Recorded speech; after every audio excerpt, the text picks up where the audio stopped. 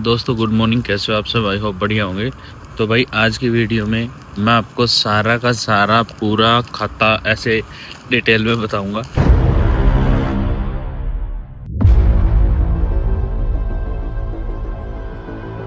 कि आपके कितने पैसे लगते हैं अगर आपको ऑस्ट्रेलिया में आना है। तो स्टूडेंट्स जैसे बहुत सारे कंट्रीज़ में जाते हैं, कनाडा, अमेरिका, बहुत सारे स्टडी डेस्टिनेशंस होते हैं और सेटल होने के लिए भी जाते हैं। भाई स्टडी करने को तो हमारे देश में भी बहुत कुछ स्टडी कर सकते हो, लेकिन मेन पर्पज़ कुछ और होता है कि लाइफ सेट हो जाए।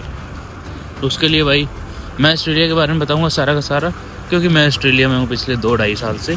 तो जो यहाँ की चीज़ें जो मैंने देखी हैं उनके बारे में मैं ट्राई करूँगा आपको डिस्क्राइब करने की।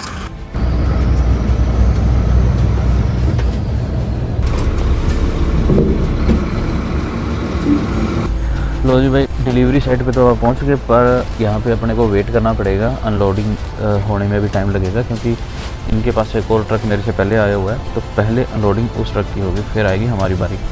यहाँ पे ऐसा ही होता है, जो पहले आता है उसको पहले ही लोड किया जाता है और पहले ही अनलोड किया जाता है।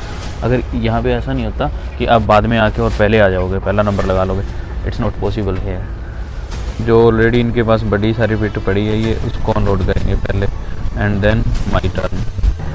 इस क्रेन से भी हम उतार सकते हैं जो हमारे पास है, बट बड़ी साइट है ये, देखो यूनियन साइट है, बहुत बड़ी बड़ी क्रेन चल रही हैं। बड़ी साइट वाले रिस्क नहीं लेते कभी भी कि कोई भी काम हम करें, मान लिया मैं अनलोड करूं और कोई मिस्टेक हो जाए किसी से, तो इनका काम रुक जाता है भाई। बहुत सारी चीज़ें पीछे वो क्रेन रेडी हो रही है, पहले एक बड़ी कंक्रीट की पिट उतारेंगे, फिर हमारे ट्रक पे जो कंक्रीट की पिट है उसको उतारेंगे।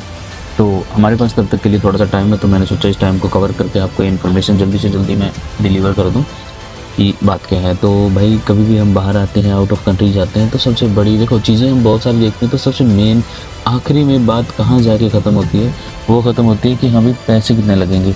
सबसे बड़ी समस्या यही है कि how much money you need to invest और need to pay for your journey when you are going out of your country and for studies, या फिर सेटल होने के लिए, किसी भी पर्पज़ के लिए जब हम बाहर जाते हैं तो कितने पैसे लगेंगे। तो भाई सबसे बड़ी बात तो ये कि प्रोफाइल टू प्रोफाइल वेरी करते हैं।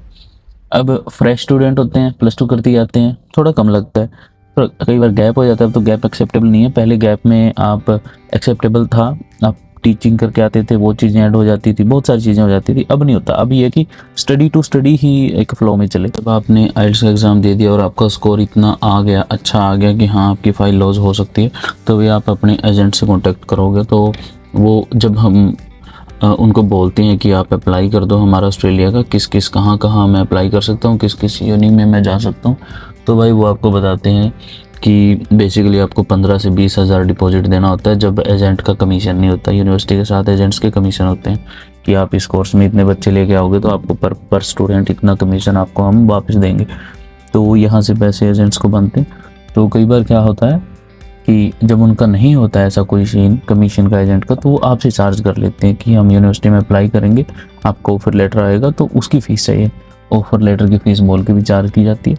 तो ऑफर लेटर आपका एक कंप्लीट आपकी पुरानी स्टडी जो आप सबमिट कर रहे हो उसके बेस पे जो फर्दर वहाँ पे जाकर स्टडी करोगे, वो एक पाथवे बना के देते हैं ऑफर लेटर में कि हाँ आपको ये कोर्स मिल रहा है और इतनी आपकी फ़ीस है, इतनी आपको हम जो है छूट या डिस्काउंट कर सकते हैं, तो स्कॉलरशिप दे सकते हैं, उसको स्कॉलरशिप बोलते हैं। तो इस तरह से वो 15-20 हज़ार आप खर्चा लगा सकते हो अगर आपके लगते हैं। तो अगर फ्री है ऑफर लेटर अप्लाई करना, वो सब चीज़ें, तो आपका वो नेगलेक्ट हो सकता है, वो नहीं लगेगा आपका।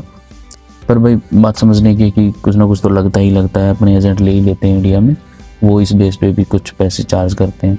जब आपका ऑफर लेटर आ गया, आपका एक्सेप्टेबल हो गया, हाँ सब कुछ भाई सही है, आप आगे फर्दर स्टेप जा सकते हो, तब आप क्या करोगे। अब ऑफर लेटर में आपकी फ़ीस लिखी होती है 6 मंथ्स की, यानी कि मान लिया आप मास्टर डिग्री में आ रहे हो तो आपके 4 सेमेस्टर होंगे और 4 में से 1 सेमेस्टर की फ़ीस आपको ऑलरेडी पे करनी पड़ेगी उनको, जो कि करीब 12,000 से 17,000, 17-18 के बीच में हो सकती है, डिपेंडिंग अपॉन कि आपको कोर्स कौन सा मिल रहा है।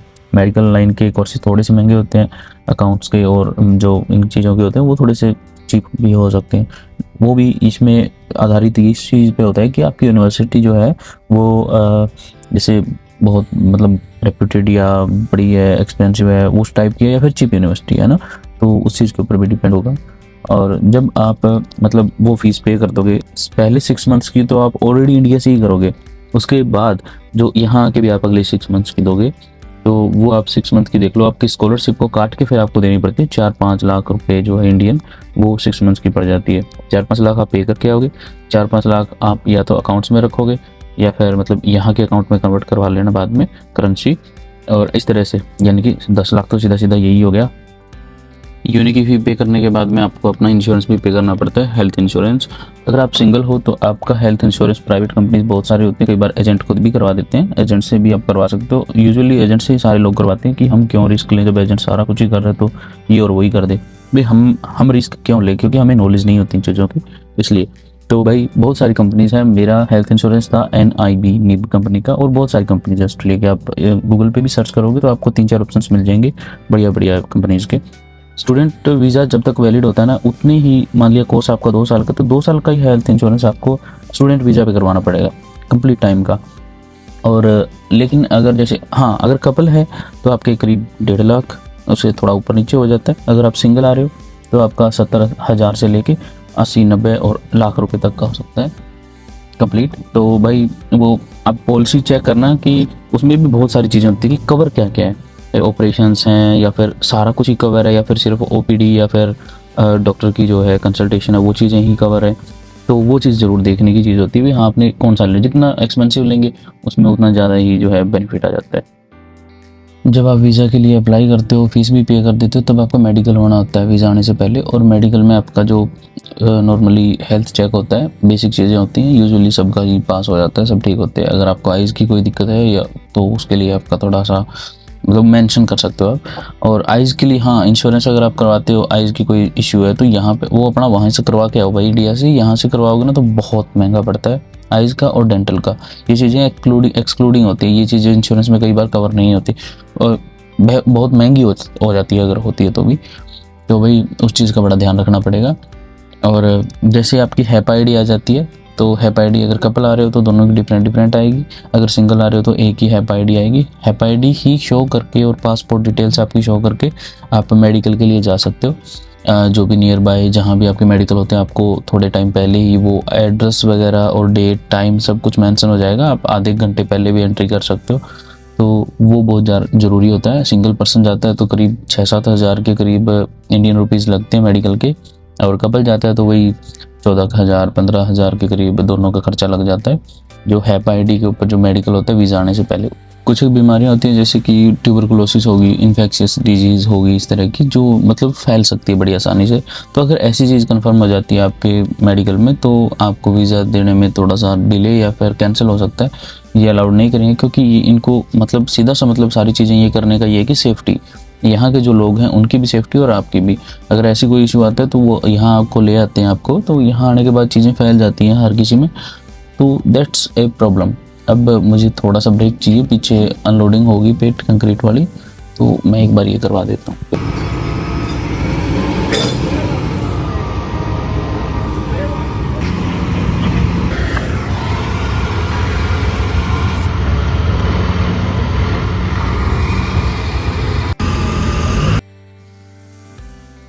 यार थोड़ा टाइम लग रहा है, पता नहीं कितना टाइम ले होगा। पैलेट तो ले आया तो बट्टो ही बहुत है, पैलेट भी है अपनों को नहीं और क्या को है, अपनों आन लग रहे है आगे। बस इसके बाद अपन शुरू कराएंगे बाकी रिमेनिंग जो भी पीछे रह गया वो मिलना सामने थोड़ी देर में मिलना। हाँ जी भाई, तो सारा काम कंप्लीट होने के बाद मैं आ गया घर पे, और घर पे आने के बाद अब जो रिमेनिंग पॉइंट्स हैं थोड़े बहुत वो मैं कवर करके आपको बता देता हूँ। जो अब मेडिकल आपका हो चुका है, और मेडिकल होने के बाद में आपकी आती है जैसे वीज़ा अप्लाई करोगे ना, तो वीज़ा अप्लाई करने की अभी ऑस्ट्रेलिया की फ़ीस जो है वो आप अगर सिंगल स्टूडेंट और अप्लाई कर रहे हो $2,000 है, सीधा 1,10,000 के करीब आपकी फ़ीस लगेगी वीज़ा अप्लाई करने की। अब तो उसके लिए रेडी रहना। 1,10,000 वीज़ा अप्लाई करते हो तो भाई अगर आपका वीज़ा कैंसिल हो जाता है, भगवान ना करे, मैं तो यही होप करता हूँ कि आपका वीज़ा आए। अगर आप यहाँ इस स्टेज तक पहुँच रहे हो वीज़ा अप्लाई करने तक, तो भाई डेफिनेटली आपका वीज़ा आए। और अगर हो जाता है तो ये फ़ीस ना रिफंडेबल नहीं है, आपको पैसे वापस नहीं मिलेंगे जो भी लग गए।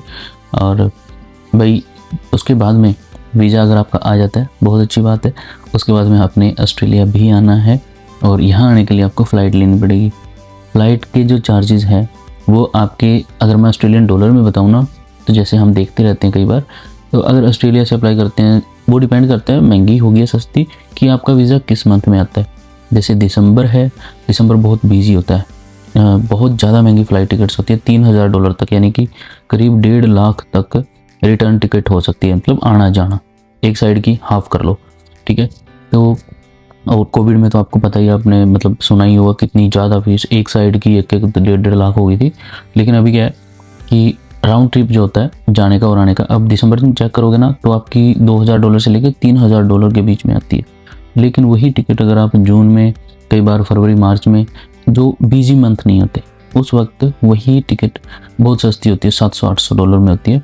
जैसे कि 35-40 हज़ार इंडियन रुपीज़ में आराम से आपको मिल जाएगी। और वही बिजी टाइम्स में दिसंबर में बहुत महंगी मिलती है, 1.5 लाख तक। और उसका रीज़न होता है कि जो छुट्टियां हो जाती हैं, जो भी सारी दुनिया की, आपको पता है दिसंबर में जो लीव पड़ी होती है, लोगों ने बचाई होती है और ट्रैवल के प्लान्स बनाए होते हैं, तो उस वक्त इसलिए क्योंकि ज़्यादा लोग ट्रैवल करते हैं तो टिकट्स महंगी हो जाती हैं, ज़्यादा परचेजिंग करने वाले ज़्यादा हो जाते हैं, इसलिए उनके रेट थोड़े ज़्यादा हो जाते हैं। आपका वीज़ा आने के बाद में और टिकट बुक्स कर लिया आपने, तो आपको कुछ सामान भी चाहिए, तो उसके लिए आप शॉपिंग भी करोगे। अब एक सेपरेट वीडियो मैं चैनल पे डाल देता हूँ कि what you need to pack for Australia, क्योंकि बहुत सारी चीज़ें नहीं लेके आनी होती, सिर्फ ज़रूरी चीज़ें लेके आनी होती है। जब हम लेके आए थे तो मैं बहुत सारी शर्ट, जीन्स, ये चीज़ें ले आया था, लेकिन 2 साल में वो जीन्स सिर्फ 2 या 3 बार पहनी गई होंगी, क्योंकि इतना टाइम नहीं मिलता। और यहाँ पे जॉब पे जाते हैं ना, तो उसके लिए वर्क वियर होते हैं, वो कपड़े पहनने पड़ते हैं, डिपेंडिंग ऑन योर फील्ड, कि किस फील्ड में आप काम करते हो। ट्रेड में करते हो तो उनके लिए तो डेफिनेटली होते हैं वहाँ के कपड़े। तो आप जीन्स और शर्ट इंडिया में पहनी जाती है बहुत ज़्यादा, यहाँ बड़ी मुश्किल है। तो वही अननेसेसरी, देखो आप आपकी पॉकेट के अकॉर्डिंग 1-2 लाख की भी शॉपिंग कर सकते हो, लेकिन ज़रूरत नहीं है उसकी। अगर आप मिडिल क्लास से, नॉर्मल से हो, तो पैसे उठा के इधर उधर से फिर ऑस्ट्रेलिया में आ रहे हो, तो आपको इतनी महंगी शॉपिंग करने की ज़रूरत नहीं है। आपकी आराम से 20,000 में भी बहुत अच्छी शॉपिंग हो जाएगी। वो मैं आपको वीडियो डाल दूँगा कि हाँ क्या चीज़ नेसेसरी है जो आपको लेके आनी चाहिए, क्योंकि यहाँ पे आओगे आपको कुछ एक कपड़े लेके आ सकते हो आप, और कुछ जैसे शूज़ वगैरह, या फिर नॉर्मल से अच्छे एक जोड़ी या 2 जोड़ी भी शूज़ ले आओगे ना, आपके वो 2-3 साल तक कहीं नहीं जाते। क्योंकि यहाँ पे आप काम पे भी जाओगे ना, तो वर्क वियर पहनने होते हैं आपको, वो स्टील कैप वाले शूज़ होते हैं कि सेफ्टी के लिए। तो काम पे तो हमेशा आप वही पहनोगे, जिस भी फील्ड में आप जाओगे। कंस्ट्रक्शन वगैरह में भी स्टील कैप वाले होते हैं, और मैक्सिमम चीज़ों में, ड्राइविंग में भी हमें कंस्ट्रक्शन साइट्स के ऊपर जाना पड़ता है, उसमें तो स्टील कैप ही होते हैं। किचन में आपको यहीं पे खरीदने पड़ेंगे, वो स्लिपरी नहीं होते, दूसरे होते हैं। तो इसकी एक डिटेल वीडियो में डाल दूंगा। अभी अगर एक चीज़ बताने लगे तो वीडियो बहुत लंबी हो जाएगी, ऑलरेडी ये बहुत ज़्यादा टाइम ले चुकी है। चलो मैं जल्दी तो भाई शॉपिंग होगी, सारा कुछ हो गया। उसके बाद आपने जब ऑस्ट्रेलिया में आना है, तो आपके पास ऐसा नहीं होता कि आपके पास यहाँ आते ही अकाउंट खुल गया और उसमें आपकी पे आने लगी, आपको जॉब मिल गई। It's not possible. कई बार क्या होता है कि अगर आपके दोस्त होते हैं या फिर कोई ऐसे लोग होते हैं जो आपके लिए पहले पता कर लेते हैं, तब तो बात है अच्छी। लेकिन अगर ऐसी चीज़ नहीं है तो आपके पास कैश इन हैंड होना बहुत ज़्यादा ज़रूरी है। और कैश कितना होना चाहिए? इंडिया से जब आप आते हो, तो जैसे आप आते ही रूम लोगे तो 650 तो मिनिमम चला ही जाएगा, मतलब 500 से लेकर 700 के बीच में रेंट होता है। 650 तो वहाँ ही चला जाएगा एक महीने में, और 500-600 की ग्रोसरी, खाने पीने का, इधर उधर का, और 300-400 का ट्रैवल का। तो मतलब $2000 ना आपके आराम से पहले मंथ में लग जाएंगे। तो आप 2000 हैं तो अच्छी बात है, लेकिन 2000 से ज़्यादा हो तो भी आपके लिए बेनिफिशियल है। वो एक क्राइटेरिया होता है कि आप कितना कैश लेके आ सकते हो, उसका थोड़ा पता कर लेना। कि मैं लेके आया था $2000 आराम से ले आया था। मैं 2 जगह अलग अलग रखे थे, एक बैग में और एक पास में, अपने पर्स में भी थोड़े बहुत रख लिए थे। तो ऐसे करके मैं लेके आया था। इकट्ठे ज़्यादा अमाउंट आप नहीं लेके आ सकते, और उसका बिल भी होना चाहिए जब आप कैश लेके आते हो, कहाँ से परचेज़ किया आपने, कैश एक्सचेंज कहाँ से करवाया, तो वो चीज़ें उनका ध्यान रखना। और 2000 आप लेके आते हो और आते ही जॉब फाइंड करना शुरू कर देते हो, तो ईजिली मिल जाएगी, मंथ में मिल जाती है। और कोई भी जॉब के लिए ट्राई करना, पहले माइंडसेट ऐसा होना चाहिए कि मुझे चाहे बर्तन धोने की जॉब मिले, चाहे मुझे झाड़ू पोछा, मतलब वो चीज़ें नहीं होती। वैक्यूम से जैसे क्लीनिंग वगैरह की मिल जाए, जो मर्जी मिल जाए भाई, तो जॉब को ना नहीं करनी है, ऐसा माइंडसेट करके आना है। और जो भी जॉब मिले आती वो एक्सेप्ट कर लेनी है, चाहे वो कैश पे हो, चाहे वो मतलब किसी अकाउंट में हो। तो इस तरह से उनके लिए मैंने जॉब मिलने के बाद जल्दी पैसे इकट्ठे करके, या फिर अगर आप इंडिया से लेके आ सकते हो तो $600-700 ना अलग से लगेंगे आपके। कुछ बॉन्ड आपको सबमिट करना पड़ेगा, और $150 पर वीक आपका जो है, करीब 150, यानी कि 120 से लेके 200 तक। किस टाइप की गाड़ी लेते हो? गाड़ी आप रेंट पे ले सकते हो अगर आपको ज़रूरत है तो। अगर आप ड्राइविंग की टाइप की जॉब करते हो, आपके पास वैन है, कोई और व्हीकल है, तब तो कोई दिक्कत नहीं है। लेकिन अगर आपको बसों से ट्रैवल करना होता है लेकिन गाड़ी है, तो उसमें एक प्लस पॉइंट बन जाता है कि आपको ज़्यादा काम भी मिल सकता है, आप 2 शिफ्ट भी कर सकते हो, आपका टाइम वेस्ट कम होएगा पब्लिक ट्रांसपोर्ट में, क्योंकि पब्लिक ट्रांसपोर्ट में बहुत ज़्यादा टाइम लग जाता है। और लाइसेंस की जब बात है, तो अब इंडिया से आप आते हो ना, तो आपके पास इंडियन लाइसेंस ऑस्ट्रेलिया में 6 महीने करीब चल जाता है। तो उस मतलब 6 महीने तक आपको हिसाब आ जाएगा रोड का, थोड़ा रोड रूल्स का। यहाँ पे थोड़ा सा ट्रिकी है, जब आप आओगे ना, तो पहले जो वीक है उसमें तो आपको रोड के, ट्रैवल के, टर्निंग के, कैसे क्या करना, वो चीज़ें समझ में आएंगी। ईजी है, ज़्यादा मुश्किल नहीं है, लेकिन थोड़ा तरीके से और समझ के चलना पड़ेगा पहले वीक आपको जब आप रोड पे। ये कुछ एक्सपेंसेस थे जो यहाँ आने के बाद होते हैं, और कुछ फंडिंग आपको अकाउंट में दिखानी होती है।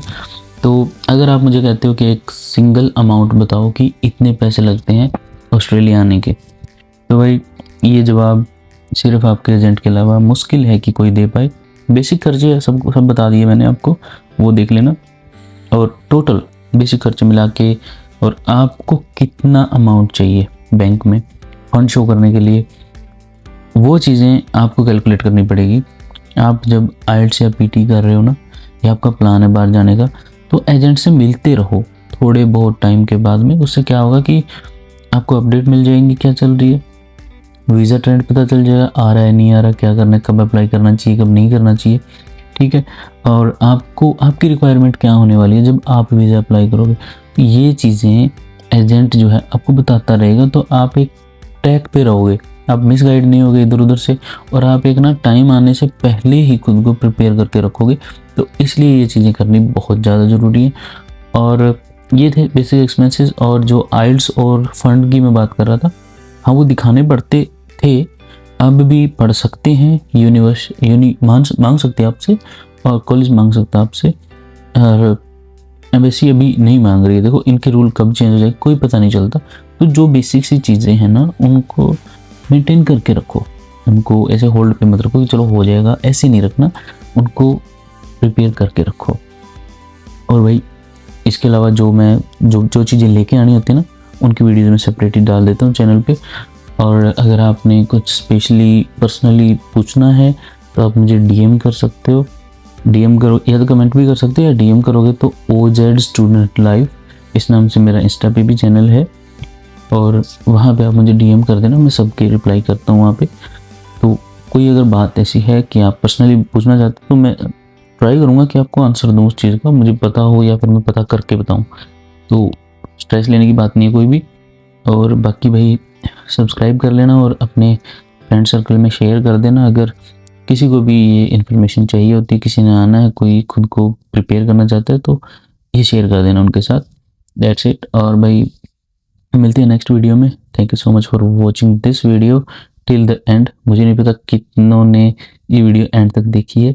अगर आपने एंड तक देखी है तो कमेंट जरूर करना कोई ना कोई, ताकि मुझे पता चले कि हाँ ठीक है, नहीं है, कुछ समझ में आया नहीं आया। मैंने ट्राई किया पूरा, ये आपके बिल्कुल काम आएंगी चीज़ें। तो thank you so much and see you in the next video. Take care of yourself and your family. See you.